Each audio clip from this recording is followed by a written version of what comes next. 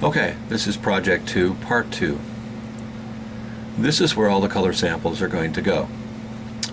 I'm going to show you what we are going to do with all of these paint chips. By now you should have your primaries, secondaries, and tertiaries. Using a cutting mat and your X-Acto knife, cut all of the chips into 1-inch squares. This will take some time.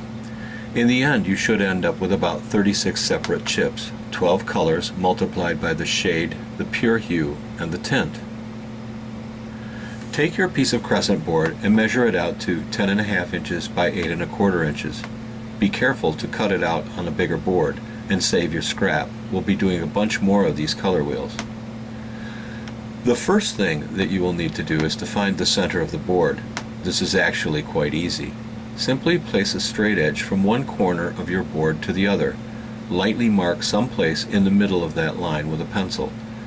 Do it again from the opposite corner, and again strike a very light line directly over the one that you just drew from the opposite corner. This is the center of the board, where the two lines cross.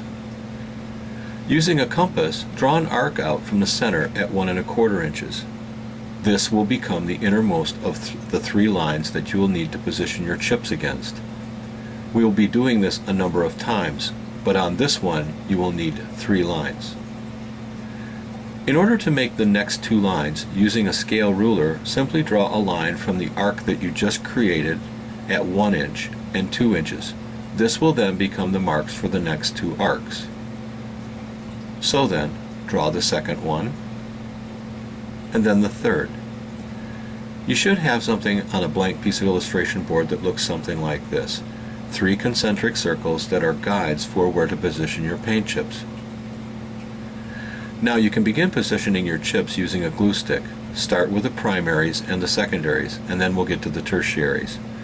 Using the symbol of a conventional clock, you should begin by positioning your red chip at the very top, or the 12 o'clock position.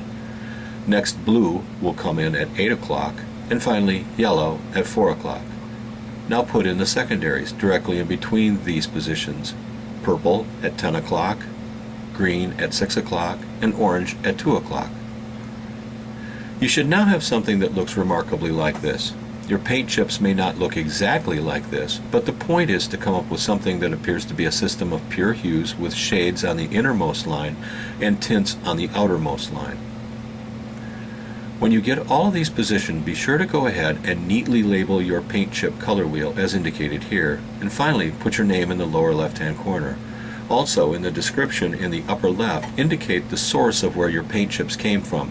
This will be helpful to everybody else. Now we'll go ahead and place on the tertiary colors.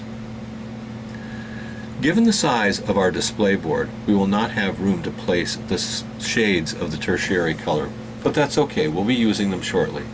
So then, go ahead and position your additional chips accordingly with red-purple or red-violet at 11 o'clock, blue-violet or blue-purple at 9 o'clock, blue-green at 7 o'clock, yellow-green at 5 o'clock, yellow-orange at 3 o'clock, and finally red-orange at 1 o'clock. You should now have a color wheel that looks something like this. Hopefully you've been careful with your glue stick and your positioning. Again, be sure to put on the description in the upper left-hand corner and make sure your name appears in the lower left. Here's a final copy of the version that I did. Shortly, we'll scan these so that you have a digital copy of everything that you're doing. This way, you will have both a physical and a digital version of the projects for this class. This project is going to be due in about 2 weeks.